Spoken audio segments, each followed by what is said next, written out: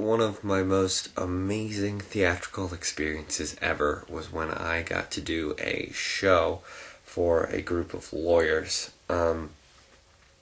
We went to the venue. It was a wine bar that was owned by a friend of the person who owned the law firm.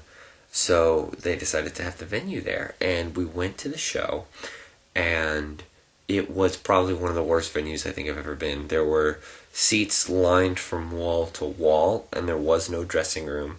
There was no backstage area for us to use, so whenever I died, as I played the detective in the show, I had to go into the restroom, change as quickly as I could, come back out and hope that nobody saw me, and it was a lot of that throughout the entire night. In fact, when I actually did end up coming back, just before the show started, not just before the show started, just before the next act started, I was hiding behind our little box, our show bin, and I thought to myself, well, I wasn't able to give them everything I wanted to give them as far as technical aspect went.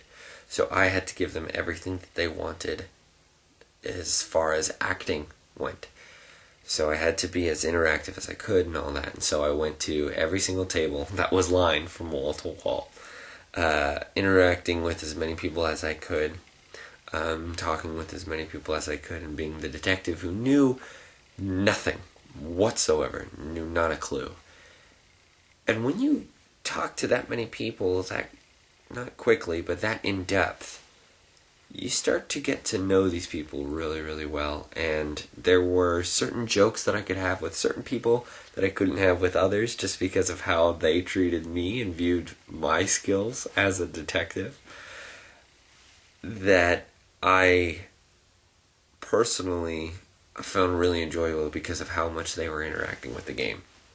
And while that show itself was great, the real experience that makes it one of my favorite theatrical experiences ever, is after the show was over, the person who owned the law firm, his wife, his best friend, and his wife, so the four of them, they invited myself and the cast out to dinner. Or they bought us dinner at the wine bar, I should say, and they told us that we had to stay there. And we talked with them for about 2 hours solid after the show, just telling jokes to each other and talking about what we were doing. And I was really humbled by how much they enjoyed the experience. And it had been in the middle of busy week. It was busy season. It was probably my fourth show that week, and it was like a Wednesday or something. And,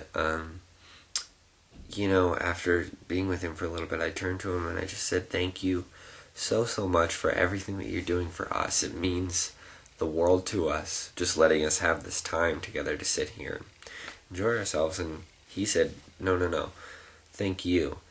You've changed these people's lives.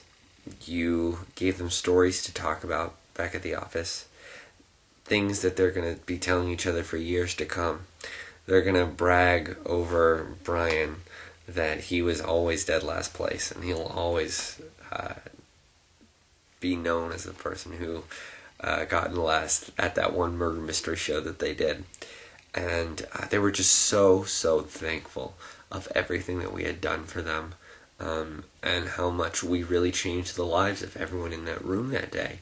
And I couldn't believe, that was when it hit me, that what we do is important, and what we do is really unlike anything else that anybody else does, because we can go straight to a person's heart and touch them and make them feel special. That has to be by far that has to be the best experience I think I might have ever had as an actor, because you can touch a lot of people, but rarely ever do you get to touch the person and then talk to them later on that night and see just how special what you've done for them really was. So that is one of my best theatrical experiences with the Murder Mystery Company.